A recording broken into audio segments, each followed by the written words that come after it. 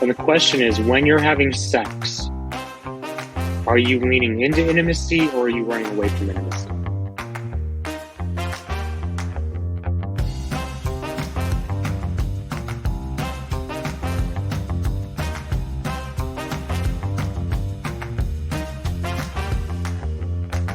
Hi, this is Sean Harvey, and you're listening to Expansive Intimacy with Jim Young.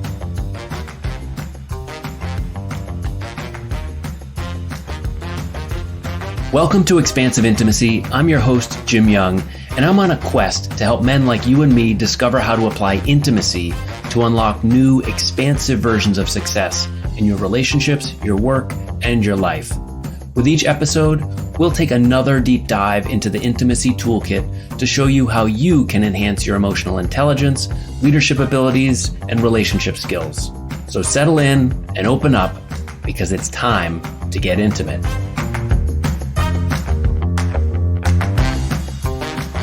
Hey everybody, welcome back to Expansive Intimacy. This is your host, Jim Young.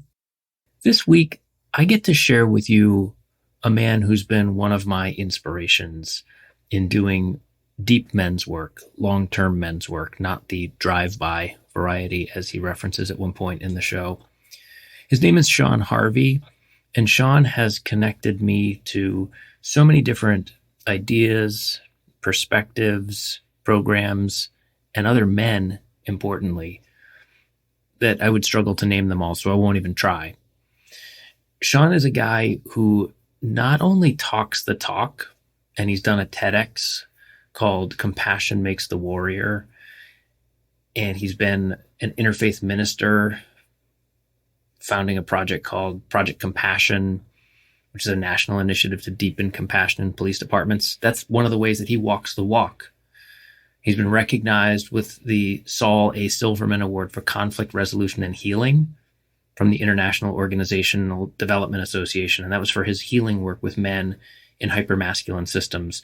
Sean is a guy who's not afraid to go wherever there's a healing conversation to be had, especially for men. In our episode today, we're really going to lean into his experience and kind of go down the rabbit hole of this intersection of three terms, love, sex, and intimacy, that we sometimes conflate and we misunderstand and we don't get to the true gifts of them. And we'll talk about how the challenges show up for us and how it can feel hard to say yes to working on things that don't always seem like they're going to be easy, but have some tremendous benefits that we can't see until we get to the other side. Buckle up. Sean and I are going to get after it, and I hope you pick up as many gems as I have from my conversations with Sean over the years. Here we go. Hey, Sean, so good to see you again. I think the third time in a couple of weeks, and glad to have you here on the show. Thanks for having me. It's great to be here, and it's great to be here with you. Yeah. We'll jump right in the way that we always do on the show by getting your definition of intimacy. It's the journey to discover our own truth, who we are beneath the constructed identity and collective and protective layers, who we are at our authentic core. And when we come from that place, from that discovery of self, that we can then seek to see others in their truth and their authentic core. And from that place, we're able to create a different level of connection, which is at a deeper level. That is a reflection of true intimacy. Sounds like a perfect place to take the show then. So let's explore your truth. And I'm happy to share some of mine too and see what that does in our connection on the show and what we maybe light up. So tell me something about your truth. So many places to pull from on that. I am a reluctant men's work guy. I think, I say this to so many people, when we are engaged in helping men heal, and we're in it for the long haul, not the drive-by. Most, if not all of us, did not choose this. We have been chosen to do this. And this is a calling that we can't not pursue. And, my journey, I was a Wall Street consultant. I was a college professor. On paper, I looked great. And under the surface, I was miserable. And always chasing, always striving, always chasing love. And in all the wrong places. Mm-hmm. All the wrong places. Sounded like a country song all of a sudden. Oh, we can go there too. Yeah. And so, and then I gave that entire life up at 40, went to work for Eileen Fisher. My whole trajectory of my life changed. Pretty much, I would say, first saying yes to Eileen Fisher, and second, the conversation I had with my two bosses on my first day. And I say this because I think it's relevant to our conversation on intimacy. And on my first day, my two bosses sat me down at lunch and said, Sean, we want to acknowledge that you have proven yourself in the interview process. We now want you to stop proving yourself and learn how to be who you actually are. Right? As you sat there and received that invitation, what went on inside you? Well, I'll add the final thing they said was, when you interviewed with us, you showed us your heart and you showed us your polish. We hired you for your heart, and we want to see less of your polish. We want to see you unfiltered. And so my first response was, where am I? And am I being punked? My second was, who says this? And third, what I often say is, this was permission to really go on that journey of discovery that I mentioned, to really start to find my true self and have the permission and the support to get really fucking messy around doing it. And know that it's a learning, it's not perfection. So it's being able to make mistakes and have people there to help me get back up. And that sounds soothing. I just imagine, and I could have, if I put myself in that same moment, I would imagine having disbelief as well. Like you're telling me what you don't want this polish that I've practiced for so long to fit into what the corporate world asks of me, or you just want my heart. That seems unlikely. It seems crazy. As you started doing that self-exploration, whether it was, in your work at Eileen Fisher, in your personal life and future endeavors, like what started to unfold? What did you start to realize was true for you? How afraid I was of people, how much I sucked at relationships, how much my fears of men. I was way more comfortable in spaces with women. So that became very easy. And while being in spaces with women, I started to learn the ways I was still a guy, and the ways I was still mansplaining and taking up way too much space and thinking I had the answers. And I was still playing the game that I played when I was on Wall Street.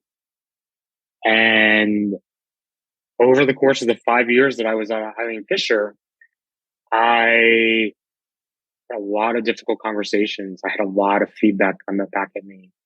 I had a lot of understanding of that distinction between my intention and my impact, and the impact I was having on my female colleagues. And that was totally disconnected from the intention of what I was saying. And so I was learning to go from very black and white, this is how I see and understand the world, to the realities of how gray the world is. Yeah. And oftentimes that's in relationship, right? That's where the gray comes in. Right. Well, I don't think I think we delude ourselves, especially as men, when we think we can heal on our own. Yeah. I think there's a place for doing our inner work on our own, but we miss the whole mark if we stay on our own and not go into community. Because I think in community is where we see each other in our full humanity, and we reflect back and mirror our humanity to others. And we reflect and mirror back our truth to others of what they see that we often can't see because it's so locked in our own shadow.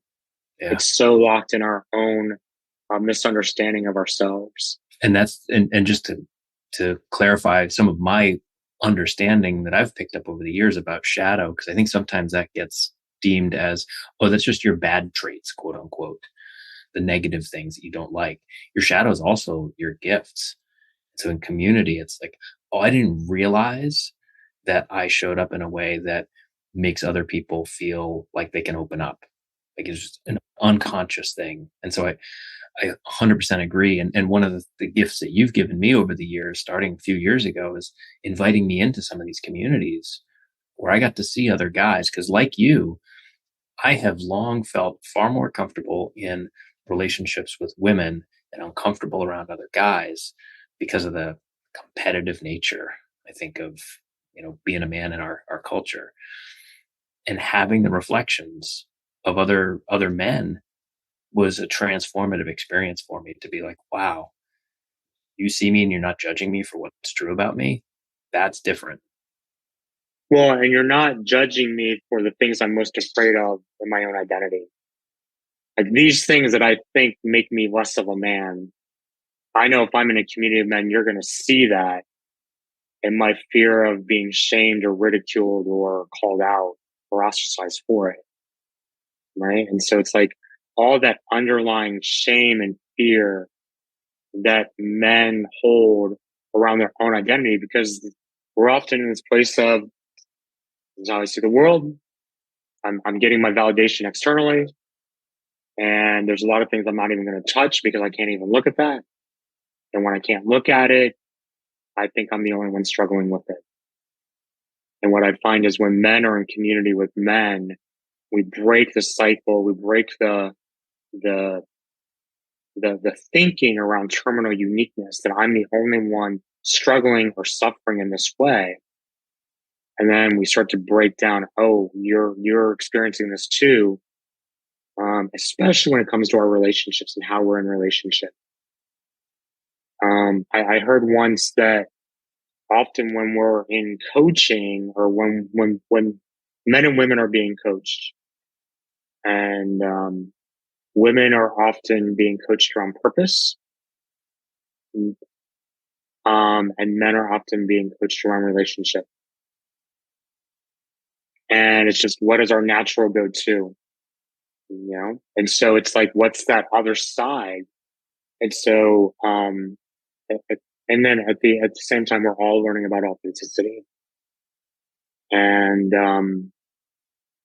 but that the work of relationship, the work of connection, and in my book, the whole premise, I think if there was one premise, and there's many ways you can interpret my book, but it's that movement from disconnection, isolation, and loneliness to deeper connection, intimacy, and love. Yeah. And I want to pull those apart, right? Yeah. Yeah. Because those words, I think, get tangled up for a lot of us. Love, sex, intimacy. Aren't they all the same thing? What's the difference? I've got a copy of your book on order. I'm excitedly waiting for it. Maybe give a preview, like, how do you pull those terms apart? Well, the way, I think it's the only place where it's this really cool font in all my quotes. And it's the way I see it. I'm going to start with a story first, and then I'll get to that point. So, I'm a gay man who had a straight doctor, who works primarily with gay clients, or gay patients, gay and lesbian, LGBTQ patients. And being me, I asked one day, from your perspective as a straight doctor who has been working with gay men since the beginning of the AIDS crisis in New York City, what does healthy sexuality look like to you on behalf of gay men? And he said, it's a big question. I said, well, who are you talking to? So he's like, oh yeah, good point. But he took me seriously. And he said, Sean, I see the gamut. I see men who do crystal meth in a weekend and have sex with 25 guys in a weekend on crystal meth. I see guys who are in monogamous relations, and I've seen everything in between. He said, but when I think about it, it comes down to intimacy. And the question is, when you're having sex, are you leaning into intimacy or are you running away from intimacy? Right? Wow. Right? The profound simplicity of that statement has stuck with me from that conversation. That's sticking with me from this point forward, because as you said it, I'm like flashing back and thinking like, oh, in that instance, I was running away from. Oh, in this instance, I was running towards. And if I were to go through and catalog the ratio, I would say that probably it's heavily skewed towards running away from. Well, yeah. right. So coming off that conversation, I'm really thinking about this. I came up with this quote that I pretty much share wherever I talk about intimacy. And I said, for many men, not all men, but for many men, it's the intimacy that we yearn for, the love that we misunderstand, and the sex that we settle for. Mm-hmm. I remember the first time hearing you say that and just being struck by, again, like, yeah, that matches my experience. I really, deep down somewhere that I couldn't for decades even name, there was just this gnawing sense of, I get this yearning for intimacy, which is a word I had never really even considered until last few years. Mm-hmm. And remind me, what's the love line? The love that we misunderstand. Yeah. Yeah, I didn't understand that either. And I think maybe, kind of back to what your doctor said to you, I don't think I ever experienced intimacy during sex until I learned how to love myself. Right. Exactly. And so I settled for a lot of sex that didn't have either of those components. It's such a great model. Yeah. For me, it was sex is a tool for validation of just finding something external that was saying I was getting that acceptance that I was a sexually desirable man and all the insecurities that go underneath that type of exploration and it's just all that needs to be unpacked. And as I think about, I think the most significant piece of that line though is the love we misunderstand, right? Because we don't necessarily know how to get to the intimacy. We know how to access the sex. We know how to have it. We know how to, we know how to manipulate to get it or whatever it is, right? But it isn't until we fine tune our relationship with love that then everything comes into a right sized version of itself, where that ratio you talk about transitions, and I think part of what makes love so difficult to understand are a couple of things. One, and these are just my perspectives and perceptions.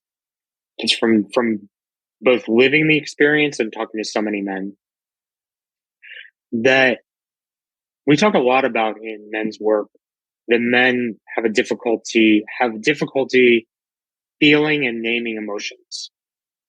Like to experience viscerally our emotions versus intellectualize and name our emotions. So a lot of us are good at intellectualizing our feelings without ever knowing what they feel like.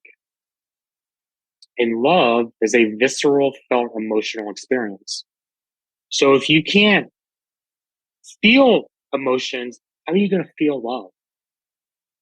So that's the first piece. The second piece is that many of us grew up, and I think that's part of our journey. We've learned love with conditions. We haven't experienced unconditional love. So our judgments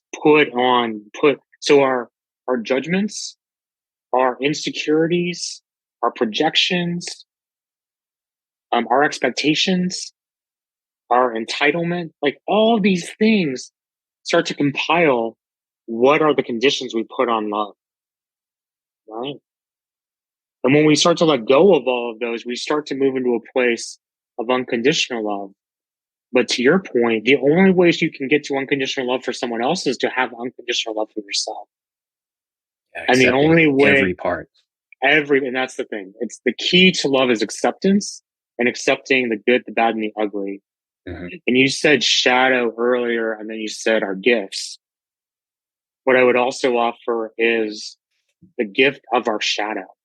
Mm-hmm. How has our ego been protecting us based on past experience?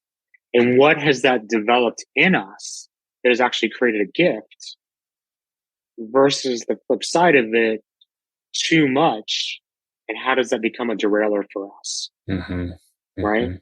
But if we can start to see the gift in so much of this, that's another way for us to access and tap into that place of acceptance of all parts of ourselves.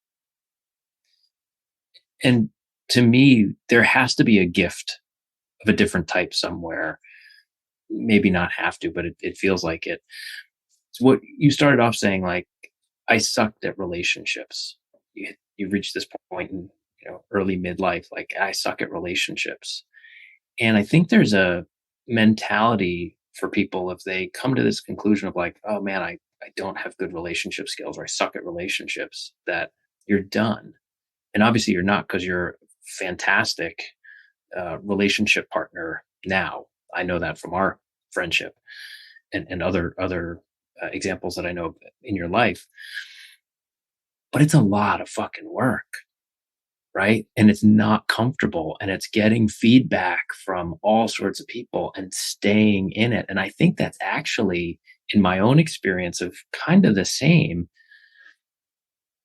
is that in receiving that hard feedback, in learning those difficult lessons, in uncovering the shadowy places where we weren't really showing up for people, we weren't taking good care of ourselves, that's where we grow to love ourselves.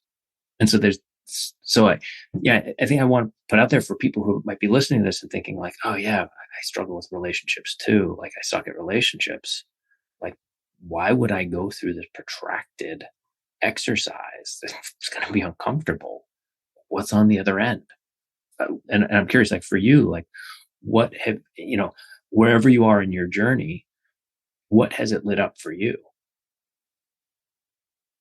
I think the biggest thing is from romantic relationships. I'll start there. It's letting go of attachment. Our attachment styles, especially the anxious attachment, the avoidant attachment style, the expectations we put on that are so much more about our stuff versus real love, yet often mistaken as love. And so when the relationship goes south, or we don't get what we want, or we don't get our needs met, we're just perpetuating the cycle that keeps creating confirmation bias of our own deficits, that we suck at relationships. And I think there's something in that, in the letting go of attachment, in the letting go of expectation, in the letting go that it needs to look like this. That's when you start to move from chasing to receiving. When you see love as a scarcity versus love as abundance. And I think all of these factors play into the ways we can deceive ourselves around relationship, connection, and love. Hey guys, it's Jim. Thanks for listening to the show. If you're enjoying these episodes and are wanting to bring a little bit more of those relational skills into your work and your life, get in touch. I keep a couple of slots open for one-on-one coaching with guys to help them develop their emotional intelligence, their relationship skills, their leadership ability, all so that they could live the most successful and happy lives possible. Just email me at jim@thecenteredcoach.com and we can have a short call to see how I might be able to help you. I want to layer something else in there as a contrast around attachment style. And if you're listening to this and you're not sure what that means, go ahead and Google it. There's find a bunch of data out there, a bunch of explanations on what attachment styles are. But I had a conversation not too long ago with my partner, who's phenomenal relationship partner. She's just very, very skilled. And she's also, maybe not coincidentally, a couples counselor, a family counselor. She works in therapy and helps people with relationships. And we were talking about attachment styles. And she posited this idea that avoidant attachment styles, people who just, don't want to deal, that's perhaps on one end of a spectrum and kind of the furthest end of the spectrum from intimacy. Whereas we want to get to secure attachment. That's the goal, where we can be ourselves and we can be with each other as ourselves and accept each other and love each other and be intimate. And then anxious might be what's in the middle. And we can look at anxious and avoidant as both being problematic because they're not secure. But anxious has this different energy of, I want to engage, but I'm not sure how. And almost like there's this progression towards intimacy by where we feel our attachment. And if we're avoidant, does that put us in a place where it's a little bit more dangerous? Like I'm ready to shut down. I'm not ready to engage. And the anxiety might actually be okay because it's leading towards that secure connection. Right. So I don't know why that popped into mind, but I think it plays into that. I think so. Love, sex, intimacy, untethering in some way.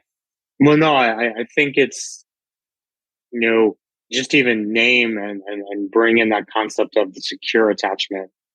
And that is what we seek. And regardless of if we're anxious or avoidant, and the reality is, depending on the person, we can be avoidant with one person and anxious with someone else, depending on what's at stake and what's going on in that dynamic.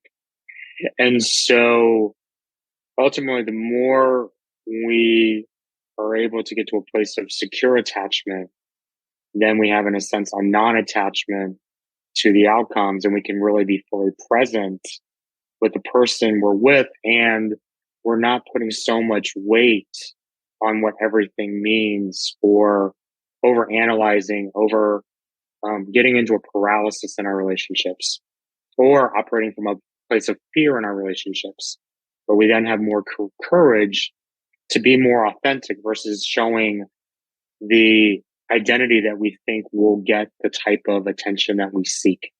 Which is not the journey to discovering Right. truth, as you Right. said, Right. in terms of your definition of intimacy. And so Right. we can get to that secure place. Well, I'm not afraid of you seeing the truth.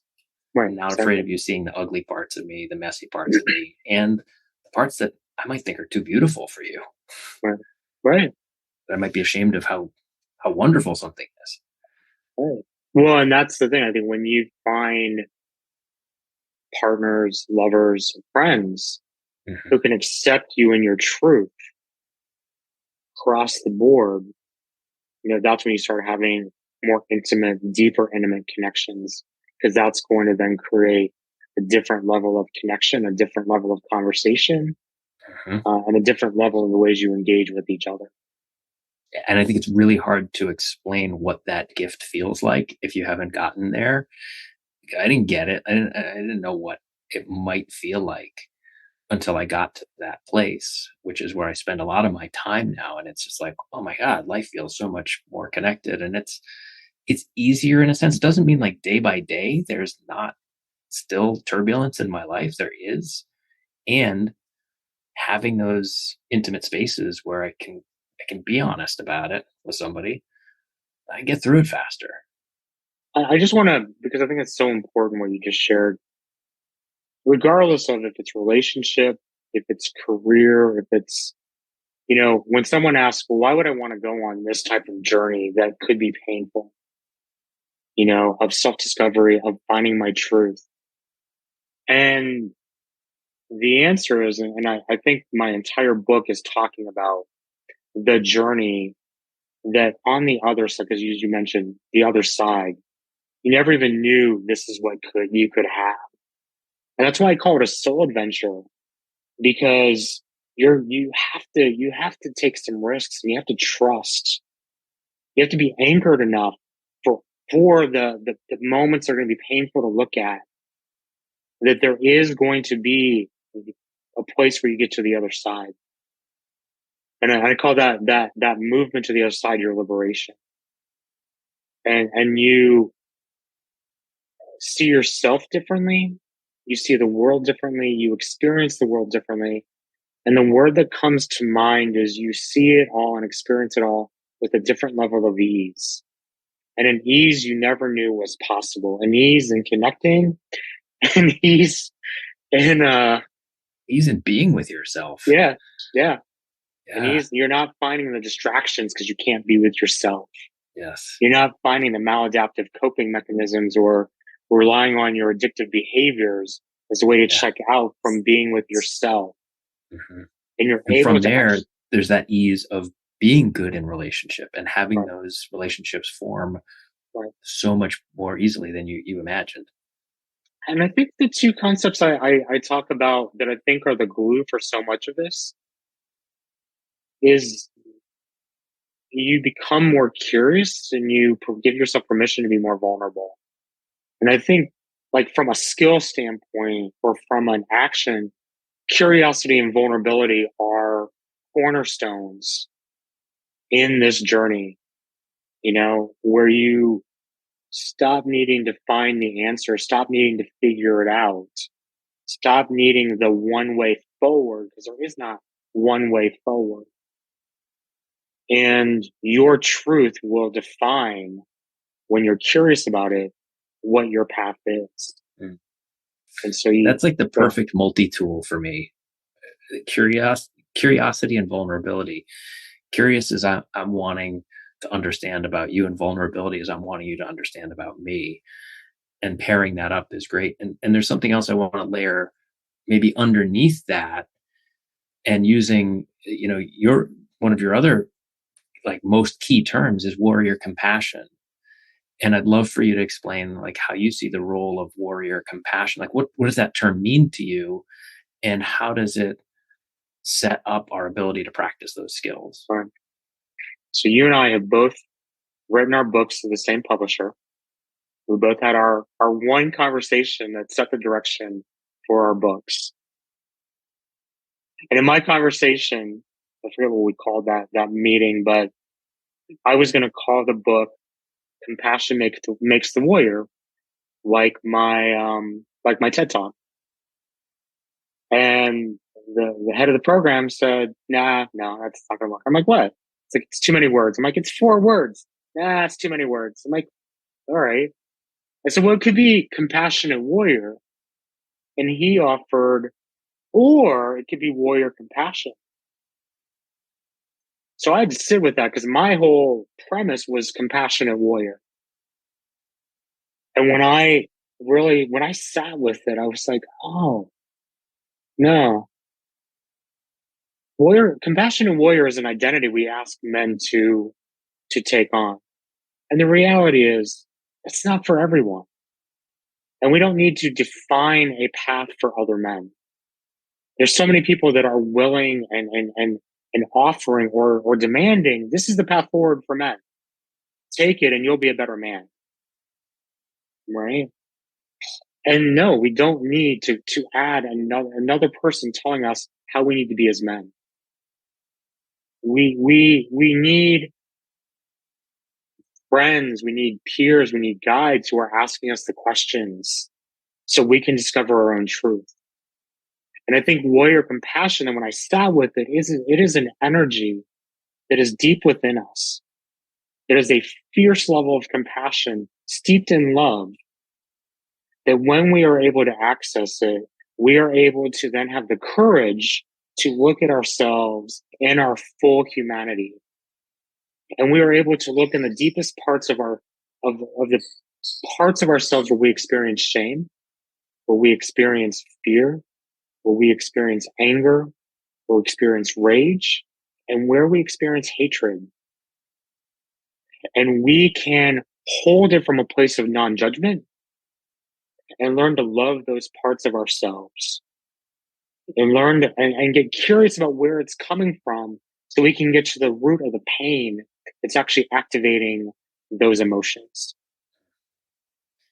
I love that you used the expression our full humanity in there, which was perfectly lined up from what you were just saying before about all of these energies that we label as masculine or feminine, and oftentimes then conflate that with male or female, which is not what that really means.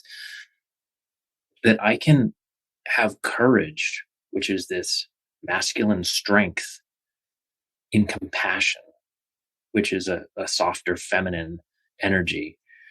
And that what we actually need for full humanity is to be able to utilize our compassion along with our fierceness, along with all the other juxtapositions, playing that full game, expanding that range.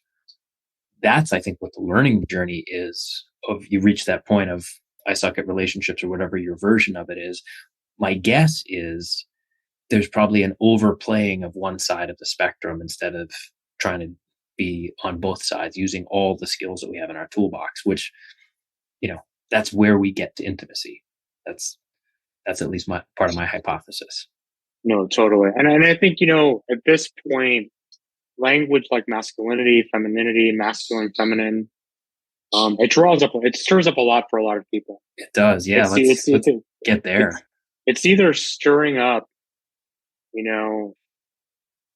it's stirring up a lot of this gendered way of thinking, and it's distorting, it becomes this place of distorting and disidentification with the gender conversation, which we'll get to in a second.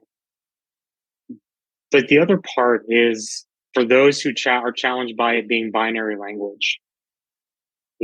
What it really is I don't care what you call it. And I find that I use masculine, feminine language relatively little in my book. So I don't think it's as important as the concept of we are complex beings who are a series of polarities, complexity, and contradiction. And that we try to bucket ourselves in very black and white concrete terms. And none of us fit that equation when we tap in to our truth. Right? And so I think it's important to just understand that ultimately we're talking about a pathway to integration into our whole selves.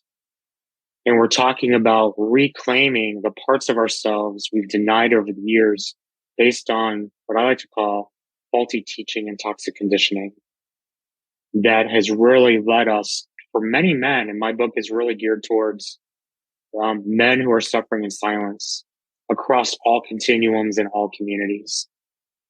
And most of us do suffer in some way because most of us are wounded. And my biggest argument in the book is, and in general, is we are at a point in time where men are being told they have to change because they or something is broken. Yeah. They got to be better. You got to be better. You got to be better men. And the reality is you don't have to change because you're broken, because you're not broken. We don't need to fix the problem. But what I'm offering is an invitation to heal the wounds. Because it's our wounding that is holding us in a place of stagnation or a place of hopelessness. And so when we are able to tap into our wholeness and offer each other hope, because what I see for so many men who are suffering, and I see it from extremes. I work with police, military. I work with extremists. I work with folks who are, their suffering can lead to a spiral into hopelessness very quickly, and that hopelessness can lead to violence. And I think most men are capable of that level of hopelessness and violence. And I think the antidote to it is intimacy, connection, community, And really what I like to say is finding a community that is psychologically safe among men where we can ugly cry in front of each other and it's okay. Yeah, your invocation of healing in that is so critical because I think there's a massive distinction that just crystallized in my head of there's the, I've heard the phrase be better, right, as kind of this rallying cry almost, oftentimes aimed at men for the behavior that's the outcome of faulty teaching and toxic socialization. They're just doing doing what they learned, right? And to say be better is a judgment. It automatically defines somebody as not good enough. I think it can have that connotation as opposed to how can we help you get better? How can we recognize the wound? How can we recognize that you're maybe operating from a corner like a wounded animal, and that's how we would expect you to behave? How do we, make that shift where there is warrior compassion across the spectrum? Right. Forget about gender. Right. Exactly. Exactly. And people ask me all the time, Sean, why a book just for men? Mm-hmm. And there's that acknowledgement. Well, the book is for anyone. Yeah. Right. But there are so many resources that are out there available for women and those who are not men, that don't identify as men. There's not a lot for men more books are being written. And a lot of books are written from a very intellectualized perspective, or there's an agenda. But without an agenda to be better and just to really acknowledge and be with what men are really experiencing or going through, and just say, hey, here's a pathway. Here's something that you might want to try. These are some things to consider. An invitation to hope. Everything is an invitation, not a mandate. Yeah. So I think it's and when I think about the men that I reach, when I think we like to talk about these topics and we just hit it over the head with a sledgehammer. Like, we got to fix this. Even when we talk about diversity, equity, inclusion, we got to fix this injustice. And there's not often the space and the grace for people to come along the journey to move from mindset shift to heart shift. And that requires more time. That requires a level of compassion and humanity, or what I like to call compassionate humanity in the process. I love the recent conversation we were in with a group of men that we meet with on a monthly basis, where you brought the word humanity into a similar conversation at this perfect juncture where I was like, oh, that's it. Like, if, in some of the work that I'm part of, that I've witnessed, there's this program of we have to fix something, and it doesn't have the level of humanity in it, the recognition of where somebody's coming from or where they're at in the moment and what they might need, and the grace to say, yeah, hey, you're at least showing up here. We don't need to judge with any kind of scorecard. Well, and I think the other piece, let's also acknowledge right now, at least in the United States, we are running deep in the culture wars right now. And language that is created on the left doesn't always translate over to the right. Language that's created on the right doesn't necessarily translate or can be heard on the left. And a lot of people are in the middle who just don't quite know what to do at this point. Right. And what I have found is, because I typically don't talk about inclusion. I typically don't talk about, and not that I don't support and honor it and respect it, but it's not the work that I do. And I don't conflate different bodies of work to try to do everything. And when I think about the language that brings progressives, moderates, and conservatives into the same conversation, I find that it is when I'm talking about humanity, when I'm talking about concepts of love and compassion, warrior compassion.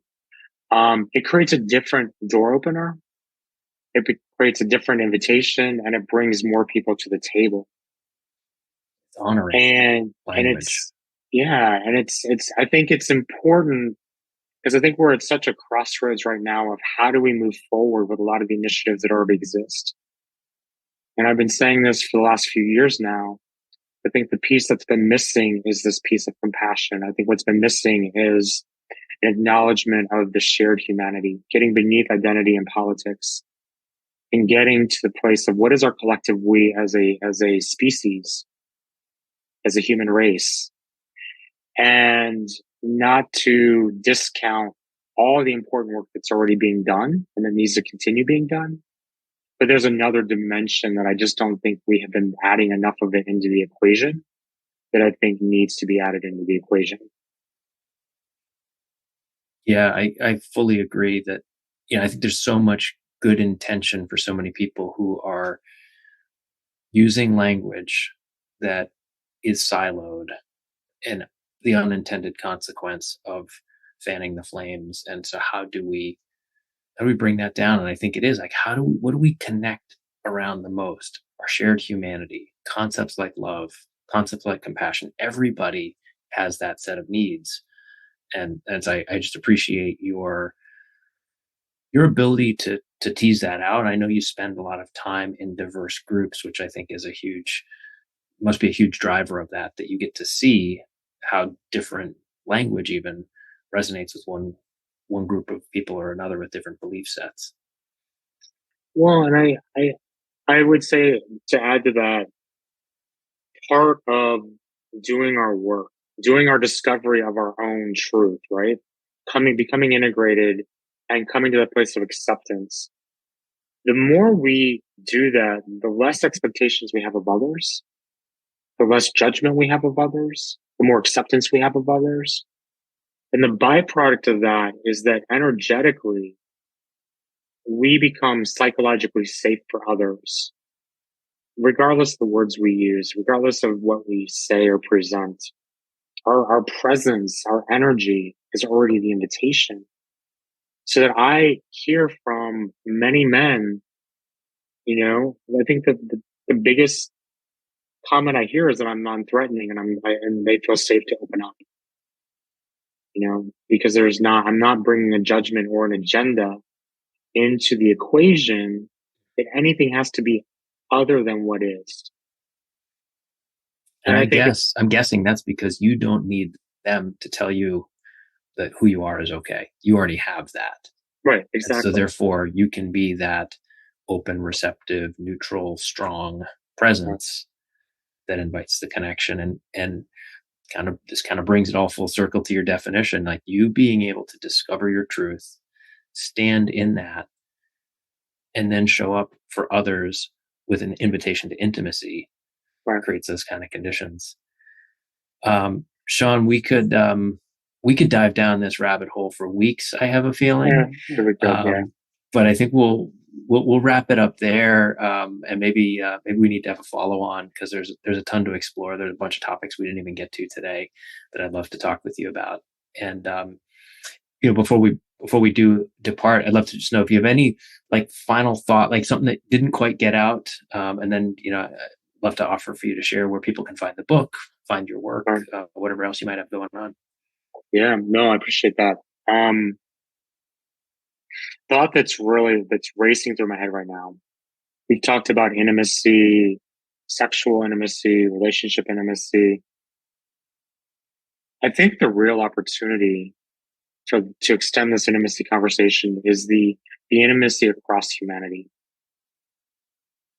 And also, the story that I thought I was going to share that I didn't share. Also, what does intimacy among men in a platonic way look like?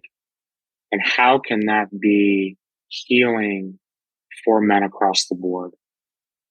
And so I just want to leave that as there are so many different ways to think about intimacy. There's so many different levels and layers to apply intimacy. And there's so many places that intimacy can be a healing energy.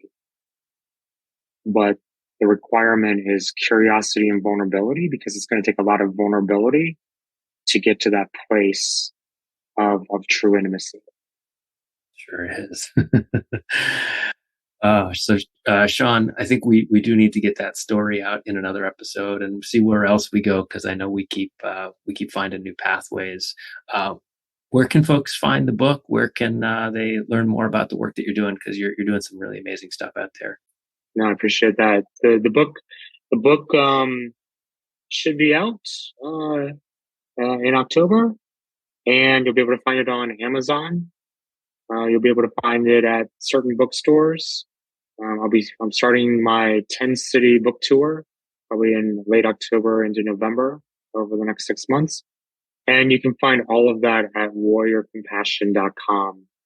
Information about the book, links to be able to find the book, and more of the supporting work that can help you engage in the journey. And can you just give us the full title of the book? I don't think we've heard it yet. Yes, Warrior Compassion, Unleashing the Healing Power of Men. Yeah, so much potential in that. I'm so excited that you've got that coming out. It's out by now, and really excited to dig into it and for our next conversation. Thanks a lot for coming on the show today, Sean. Thanks for having me. More to come. Hey, thanks for tuning in today. I really look forward to seeing you next week on Expansive Intimacy with me, Jim Young. I'd also love your help with expanding intimacy even further. Will you take a minute right now to rate the show and write a review? It's the best way for us to bring more people into the conversation. Thanks so much, and I'll see you next time.